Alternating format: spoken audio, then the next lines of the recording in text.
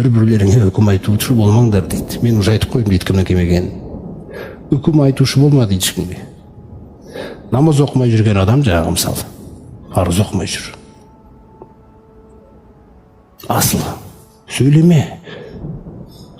Көмектесе аласың ба? Көмектес. Қандай дәрежеге дейін бар? Мысалы сіздің біреуімізге бір Алла тағала салиқалы амалдарды нәсіп етіп оқып, Бухари, Муслимде келген мысалы бір хадистерде Абу Дауд, Ахмад. Сонда Исраиль ұрпақтарында екі кісі болған дейді. Екеуі бауыр. Біреуі дейді құлшылықта сондай муштахид, ынталы болған дейді. Яғни жаңағы парыздан кейін мұстахаб сол нәрселерді істеп жүрген адам дейді. Екіншісі жаңағы күнәсін жеңе алмай жүр. Асылы екеуі де мұсылман. Сосын анау келеді де, ей, қысқартсашы енді деп сөйлейді.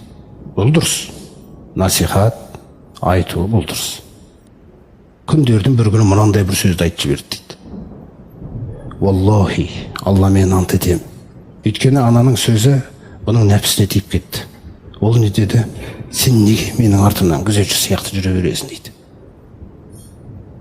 Мен жеңем, күресіп жүрмін, мен қазір осылай болып отырмын. Неге мені күзете бересің сен дейді. Сен Алла тағала хәл жағалак Аллаху рақибан алейя, менің үстіме бақылаушы қойып қойды ма?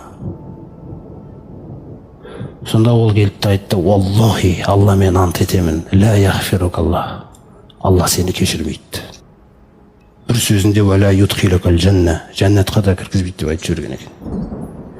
Адам салиқалығымен алданған кезде осындай дәрежедегі ақымақтыққа жетеді екенбіз біз. Құдайдың атынан сөйлейтін сен кімсің? Алла тағаладың алдында білімің көтерілген сайын түсетін адамсың сен, түсетін. Көрінбе қалай көтеріліп кетті. Екеуінде Алла тағала қияметте Раббысының алдына алып келінген кезде жаңағы сөзді сөйлеп жүрген құлға айтады дейді. Акунту алиман би. Сен мені жақсы білетін құл ма едің дейді. Наны қараңыз. Біз кейде Алланың атынан неге сөйлейміз? Біз өзімізше бір Алла жаңағы құтылатын топқа қарай уже қияметте кіріп кеткен сияқтымыз біз. Сен мені жақсырақ білесің ба деп айтады дейді. Анада үн жоқ. Не айтады енді? Ау күнті қодирон аля мафияди. Әлде менің иелігімдегі құзырымдағы бір іске құдіретің жете ма өзгертуге дейді. Сосын анау езіліп тұрған күнәсімен езіліп тұрған жаңағы Аллаға серік қоспаған құлды шақырып айтады. Қод ғафарту лака. Кешірдім сені. Удхулул жанна. Кіре ғой жәннатыңа.